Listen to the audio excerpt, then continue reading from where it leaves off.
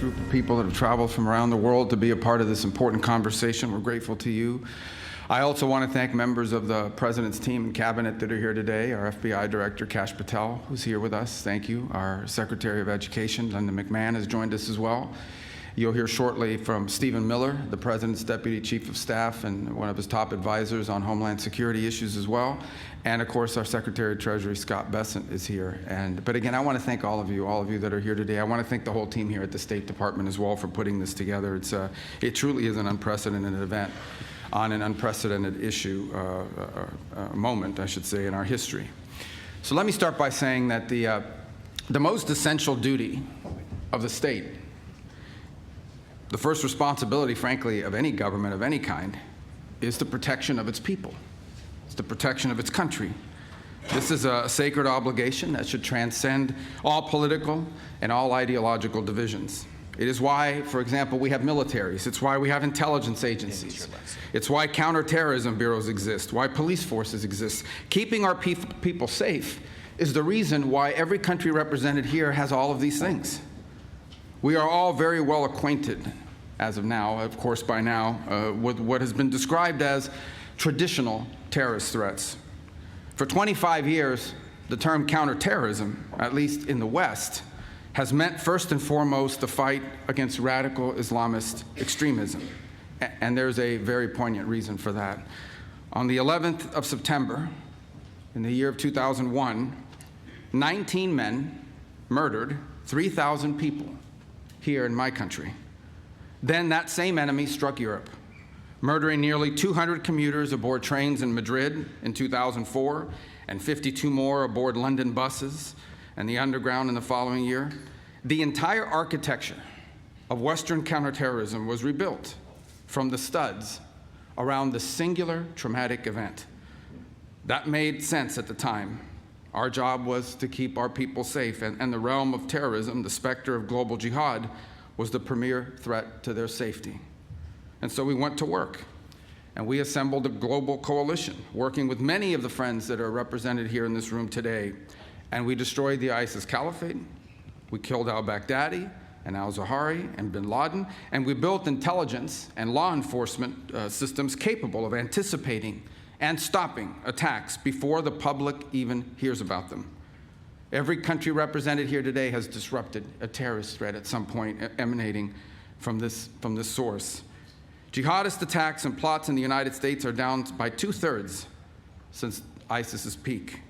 The number of people killed by jihadist terrorism in Europe dropped by roughly 97% from the year 2015 to the year 2024. In other words, to a very great extent, our counterterrorism strategy has worked. The threat has not disappeared, of course. It will continue to exist, particularly so long as we tolerate immigration systems that imports these threats directly into our respective homelands. But this threat has been severely diminished. The world looks very different today because of it. For far too long, however, our counterterrorism doctrine has had a blind spot when it comes to extremist violence from the political left. Even today, the very idea that far-left terrorism could be a serious threat is treated as a right-wing fever dream, or worse, as a dangerous fascist conspiracy. It's treated this way by many in the press, by many in academia and our universities, and by many of our legacy institutions. You will no doubt see the dogma rear its head in the coverage of this very conference. In spite of the clear and the undeniable reality, in spite of the objective numbers and statistics, in spite of the fact that in this room today, there are representatives from across the political spectrum, we will hear that this kind of organized violence and terror will be dismissed. It will be dismissed as a partisan fiction. A whole industry grew up in our countries around the study of extremism. We have think tanks and fellowships and journals and consultancies with the unspoken understanding among them that the only kind of political violence that was a true threat to our system, that only one kind of political violence was a true threat to the system. A bomb planted by a neo-Nazi group was a nefarious and murderous act of evil. It is. But a bomb planted by a Marxist revolutionary, well, that's just merely a tragic excess of idealism. Perhaps its means were misplaced or overzealous, but its ends were virtuous and just. That's the implication of how they treated. For years, this extraordinary ideological prejudice was embedded in the way we talked about political violence and extremism. It was repeated again and again until it was accepted as the neutral and objective baseline, so entrenched in the mainstream conventional wisdom that it came to be regarded as an apolitical fact.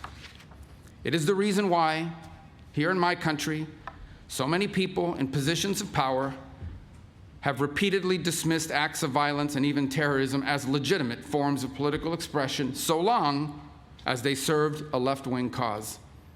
It is why during those so-called George Floyd riots in the summer of 2020, as criminals and extremists burned and looted their way through America's great cities and nearly brought the country to its knees, city governments all across the country simply refused to prosecute the people conducting these acts of violence and terror. It is the reason for the now infamous image, maybe you all recall this, of a news anchor from a very prominent agency, a news anchor standing in a neighborhood consumed in flames. Meanwhile, the chyron on the bottom read that the protests were mostly peaceful. This was something worse than a double standard. Left-wing violence was not just excused, it was treated as sacrosanct, a protected class unto itself. That era has to end. The coalition in this room today includes political leaders and experts and law enforcement officials from more than 60 countries across the world. You have come here from a wide range of governments, parties, and political persuasions. Some of your governments and ours disagree publicly. Sometimes we disagree sharply about trade, about energy, about immigration. You did not come here today because you have been persuaded on every single aspect of the American view of the world. You came here. You are here because 2 weeks ago, a 72-year-old woman was burned on over 80% of her body in her own home in Greece, and she died, executed by a firebomb because her daughter dared to stand for office. You are here today because for 5 days this winter, the lights went out in Berlin, the longest blackout in the city since the Second World War, sparked by an attack that left tens of thousands of households without power in the freezing cold and left an 83-year-old woman dead. You are here and you came because a month after that Berlin blackout, a French 23-year-old succumbed to traumatic brain injuries, beaten to death on the streets of Lyon by a group of far-left militant thugs. You are here because your political leaders are being attacked and stabbed and shot in your streets, because your businesses have been bombed, because your railways have been sabotaged, because your police officers have been beaten and burned. You are here because this is real, and it is getting worse, and it can no longer be denied, and it can no longer be ignored, because it is time to crush this evil forever. The simple fact is, none of this that I've just described is new. Far-left political terrorism is not a recent-day modern novelty. It is not a fiction manufactured by conservative politicians. For most of the modern era, it was in fact the dominant form of political violence. Every one of our friends here from the nations of the Western Hemisphere remember the decades of kidnappings and bombings and assassinations and executions, the violent terror of the Tupamaros, of the Monteseros, of the FARC, of the ELN. You remember the inhuman savagery of Peru's Shining Path, the Maoist fanatics who massacred the peasant villages of Peru, hacking pregnant women and newborn infants to death with axes and machetes. You remember the tens of thousands of Marxist guerrillas trained to kill in Castro's terrorist camps. All of you here from Europe remember. You remember the machine gun massacres of Italy's Red Brigades, which held the 5-time prime minister captive for 55 days before subjecting him to a revolutionary so-called people's trial and executing him in 1978. You remember The Red Army faction's nearly 3-decade campaign of bombings, kidnappings, and assassinations in Germany, murdering dozens and injuring hundreds more. You remember the 17 November organization in Greece, the Marxist extremists that terrorized Athens for more than a quarter century, including, by the way, shooting my country's CIA station chief dead outside of his home, in front of his wife, as they were returning home from a Christmas party. And here in America, we remember. We remember the same reign of deadly terror, justified by the same slogans, motivated by the same wicked ideas. We remember the Weather Underground, which bombed the Pentagon, which bombed the State Department, and bombed the Capitol. We remember the Black Liberation Army, which staged armed robberies and executed police officers at point-blank range. We remember the Symbionese Liberation Army, which shot a public school superintendent to death with cyanide-packed hollow point bullets. In one 18-month period, between 1971 and 1972, the FBI counted some 2,500 bombings on American soil, a rate of nearly 5 a day. The overwhelming share of that violence came from left-wing extremists. Between 1970 and 1980, 93% of terrorist attacks in the West came from the far extremist left. These are numbers that would shock most Americans today because we've been taught to believe that this kind of political violence, it simply doesn't exist or it's being exaggerated. But it does exist, and we're actually underestimating it. And our nations bear the scars to prove it. And today we face a new wave of this old evil. Here in the United States, the share of left-wing terrorist attacks and plots has risen to levels not seen in decades. In Germany, far-left violence has jumped by more than 40% in just the last year alone. In Greece, more than 80% of radical violence is now driven by far-left and anarchist actors. These are not abstract statistics. Americans have seen what those numbers mean. An all-out assault on our immigration officers, sniper attacks, explosives, armed ambushes, a transgender shooter opening fire on Catholic elementary school students as they pray, his gun marked with slogans like, "Where is your God now?" A healthcare executive executed in cold blood in the streets, multiple assassination attempts on a sitting president, and the murder of the greatest conservative activist of a generation, a man who happened to also be a husband and the father of 2 young children, shot and killed while speaking to a crowd of students. This is a distinctive and unique evil. It has always been driven by a hatred, above all else, a hatred for civilization itself. It is a revolt of the worst against the best, a revolt of the weak and the cowardly against the strong and the good.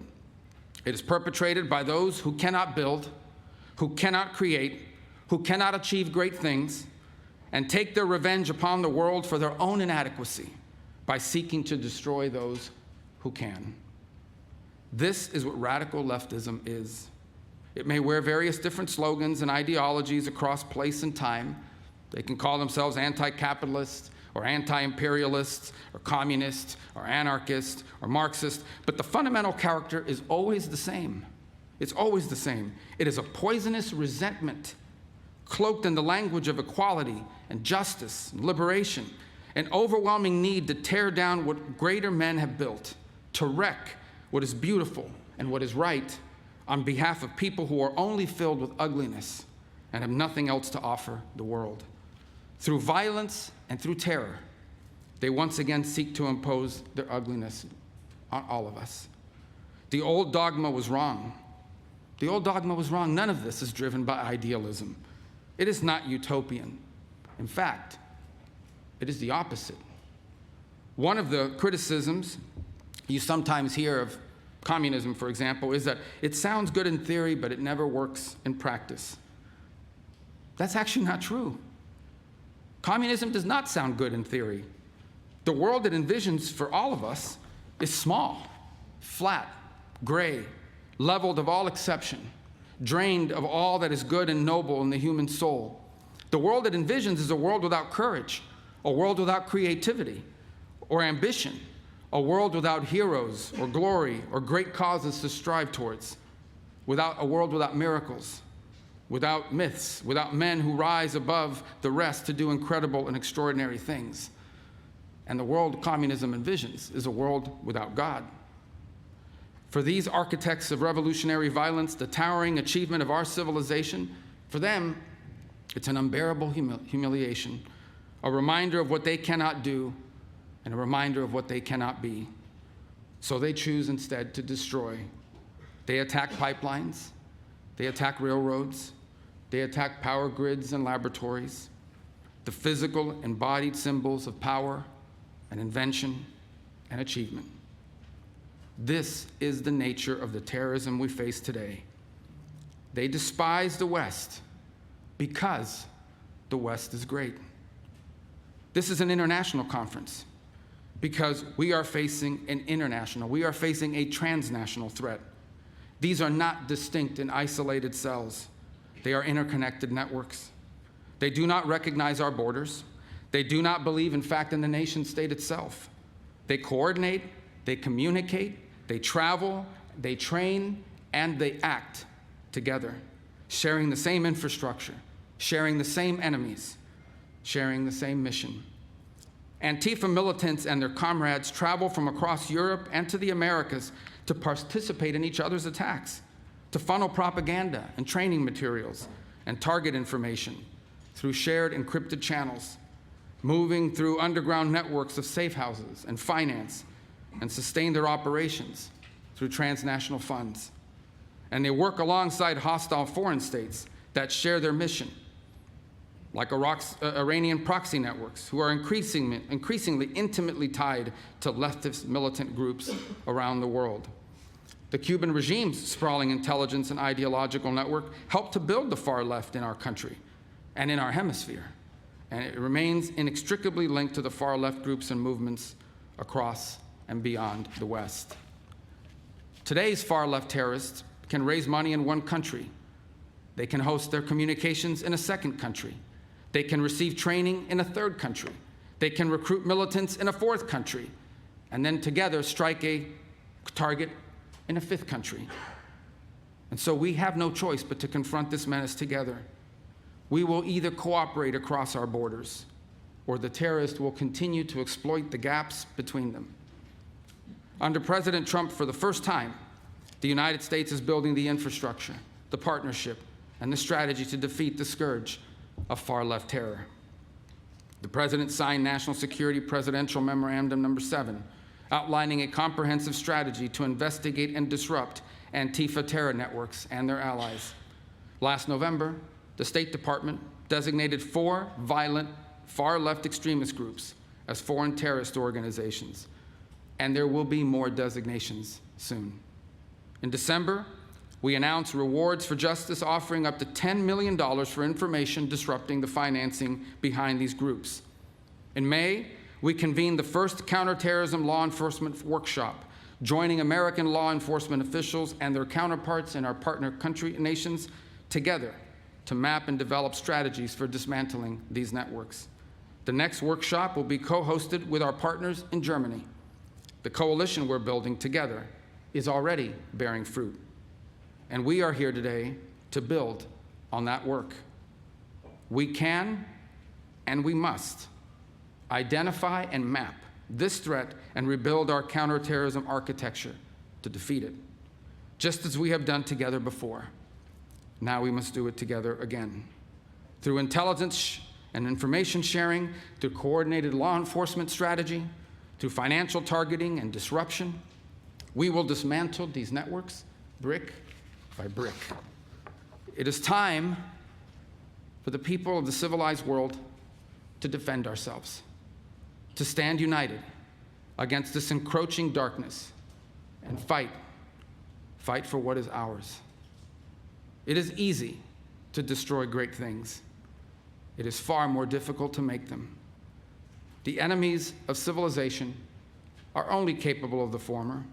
They are only capable of destroying great things. All they know is destruction. But we have built great things together.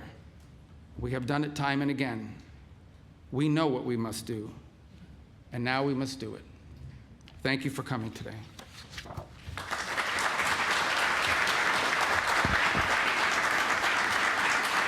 Be sure to like and subscribe for all the Fox News latest on YouTube and catch full shows streaming now on Fox One.